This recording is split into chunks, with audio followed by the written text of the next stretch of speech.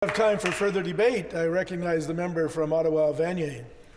Thank you, Mr. Speaker, and I will be sharing my time with my colleague from Orleans. Alors, je prends la parole aujourd'hui en tant que porte-parole de mon parti en matière d'environnement pour soulever des préoccupations importantes concernant l'annexe 3 du projet de loi 257. Le projet de loi 257 est le prolongement d'une tendance marquée du gouvernement de présenter un projet de loi avec un titre et des mesures positives, mais en y ajoutant une pilule empoisonnée qui rend difficile, voire impossible, de collaborer et d'appuyer le gouvernement.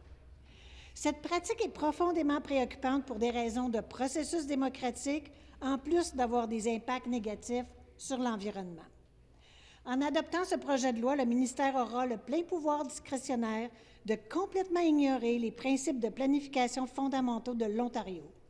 Cela permettra au ministère de détruire des terres agricoles protégées, des terres humides d'importance provinciale et des éléments naturels basés sur des considérations qui ne pourront pas être contestées à toute fin pratique.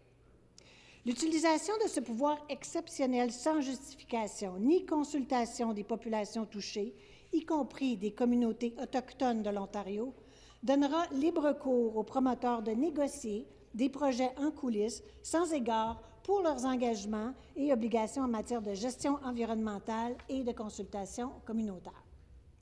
This government is a blind spot for the negative impacts of these development projects on our communities and on our environment. It simply fails to strike balance between economic benefits and our commitments to make this province an habitable, sustainable, and equitable place to live for us and for the future generations. The government is acting as if economic development is an overriding priority that must come at the expense of our environment. This is a tired and uninventive approach to thinking about how we can get our economy moving again, and it will continue to result in preventable and thoughtless environmental mistakes such as the ongoing Lower Duffins Creek Coastal Wetlands Complex project tragedy in Pickering. This project represents everything that's wrong with this government's approach to land use planning and environmental stewardship. Let's consider where this project currently stands.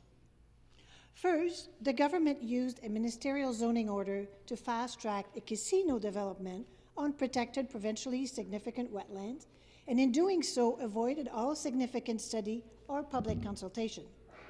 Then, the government changed the rules governing the conservation authorities and passed a regulation forcing the Toronto and Region Conservation Authority to approve the project under pressure. The Conservation Authority's Board of Directors have described the ministerial directive as being in violation of the authority's mandate to conserve and manage watersheds within its jurisdiction using science-based decision-making. Next, we find out through a leaked cabinet note that the government knows that it has very likely violated its MZO's rules and several legal obligations, including its duty to consult with local Indigenous communities. What does the government do in response to this realization? It sneaks a clause into this bill to retroactively change the rules surrounding MZOs, to move the goalpost after having violated the law to protect itself from litigation from public interest organizations. This is our present state of affairs, Mr. Speaker. Ce n'est pas de la gouvernance, Monsieur Speaker.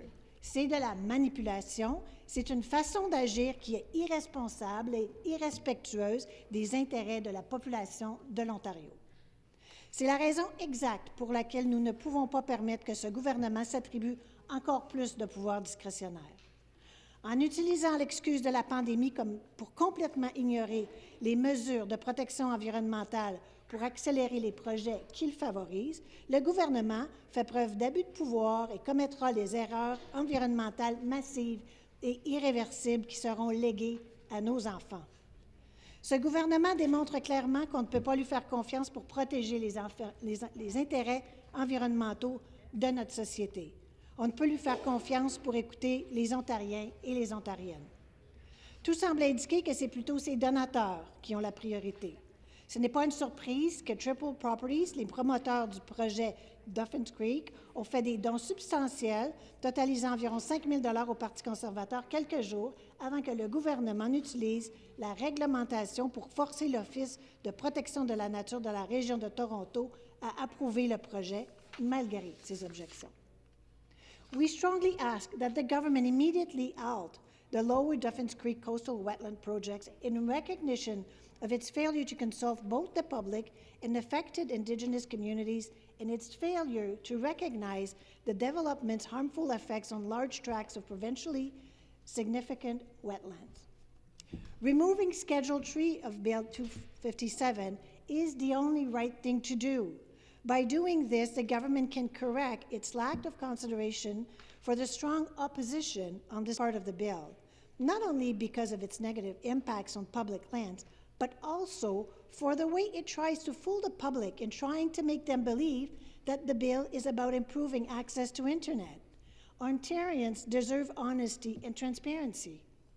It has been a legal principle since Confederation that the law must be applied fairly, clearly, and consistently to all parties. Changing the rules retroactively after you've already broken them is a blatant violation of these principles that degrades trust in our justice system and allows governments to act irresponsibly without consequence. Finally, I ask that the government respect the critical role of our province's conservation authorities, planning principles, and commitments to environmental stewardship and remove Schedule 3 from this legislation entirely. As I mentioned this morning at question period, I am also very concerned about the message the actions of this government send to our youth, to the future generations, not only about the negative impact on the lands we are passing on to them, but also about the way government can use its powers to arrange the cards to suit its personal plans without regards to what people think. It is no wonder that people have become so cynical about politicians. You can do better, and Ontarians expect better. Unfortunately, despite good measures proposed in this bill, I cannot, in good conscience and by respect for my constituents and my kids, support a bill that constitutes bad news for so many Ontarians. Malheureusement, malgré certaines bonnes mesures proposées dans le projet de loi, je ne peux pas, en toute bonne conscience et dans le respect de mes électeurs et de mes enfants, appuyer un projet de loi qui constitue une mauvaise nouvelle pour autant d'Ontariens et d'Ontariennes. Merci, M. le Speaker.